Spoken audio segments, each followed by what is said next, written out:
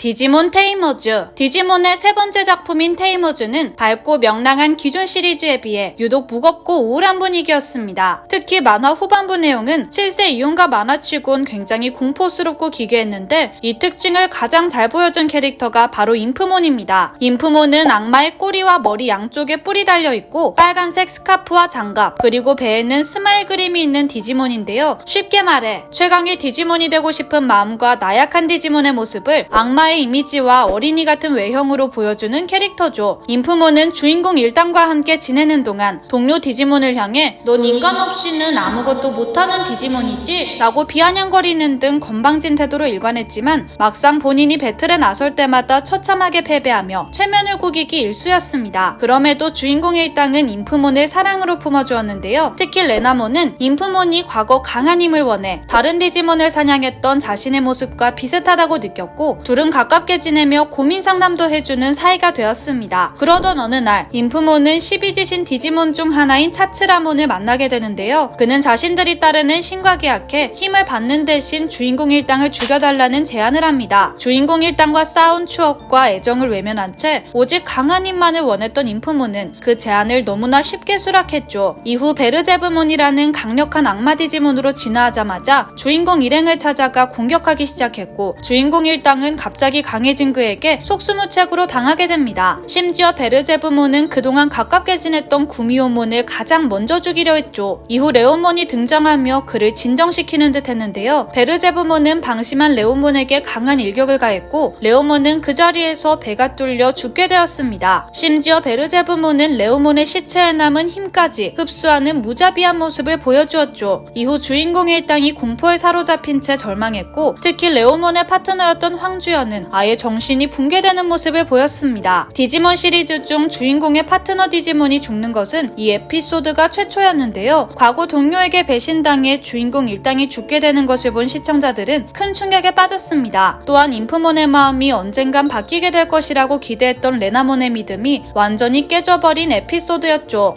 신비한 바다의 나디아. 신비한 바다의 나디아는 서기 1889년을 배경으로 하는 공상과학 애니메이션입니다. 주인공인 장과 나디아가 최첨단 과학 잠수함인 노틸러스호를 탑승하며 벌어지는 모험에 대한 이야기인데요. 높은 작품성과 세계적인 인기로 지금까지도 회자되는 만화지만 어린이들이 보기에 충격적인 장면이 많았습니다. 대표적으로 노틸러스 최대의 위기편에 나오는 페이트 이야기가 있습니다. 노틸러스호의 수리기사인 페이트는 해박한 과학 상식을 가진 유능한 선원이자 장과 나디아의 관계 발전을 도와주기 위해 꽃을 만들어주기도 하는 등 다정하고 친절한 인물입니다. 그런 그에게 갑자기 위기가 찾아오게 되는데요. 기습 공격한 적군의 잠수함 가피시에 의해 노틸러스호 일부 기능이 고장나게 된 것입니다. 심지어 수리하기 위해 바다 위로 올라갔다가 가피시로 오해한 해양 경찰의 폭격 피해까지 입게 되었죠. 결국 노틸러스호의 네모 선장은 배를 완전히 가라앉혀 침몰당한 척하는 최후의 방법을 시도합니다. 이때 페이트는 망가진 내부를 수리하기 위해 보조기관 구역에 있었는데 그곳에서 갑자기 유독가스가 새어나왔습니다. 네모 선장은 이 유독가스가 노틸러스호 전체에 퍼지는 것을 막기 위해 해당 구역을 폐쇄했고 페이트는 꼼짝없이 갇히고 말았죠. 놀란 장과 나디아는 즉시 페이트가 갇혀있는 문 앞에 서서 곧 꺼내주겠다고 말했지만 페이트는 씩씩하게 말했습니다. "지금 문을 열면 너희들도 위험해. 네모 선장님의 판단은 아주 훌륭했어." 라며 담담하게 자신의 운명을 받아들이고 오히려 동료들의 마음을 위로했습니다. 이후 페이트는 네모 선장과 동료들에게 마지막 유언을 남겼고 이를 듣는 동료들은 그저 숨죽여 눈물을 훔칠 수밖에 없었습니다. 정적의 시간이 흐른 후 페이트가 갇혀있는 구역에 유독가스가 가득 차 경보음이 울리는데요. 페이트는 갑자기 비명을 지르며 절규했습니다. "싫어. 난 아직 죽고 싶지 않아. 나에겐 아직 하고 싶은 일이 있단 말이야." 주변에서 아무 소리도 들리지 않자 혼자 남게 된 줄 알았던 페이트는 죽기 직전이 되어서야 속마음을 털어놓았던 것입니다. 이후 "나에겐 아직 할 일이 남아있어" 라는 말을 끝으로 서서히 죽어갔고 그의 속마음을 알게 된 동료들은 굳게 닫힌 문 앞에서 오열하며 상황은 마무리됩니다. 이 에피소드는 잔인한 장면 없이도 전쟁의 잔혹함을 묘사해 많은 이들의 찬사를 받았지만 그와는 별개로 페이트에 살고 싶다는 처절한 절규를 받던 수많은 어린이들은 정신적으로 큰 충격을 받았다고 하네요.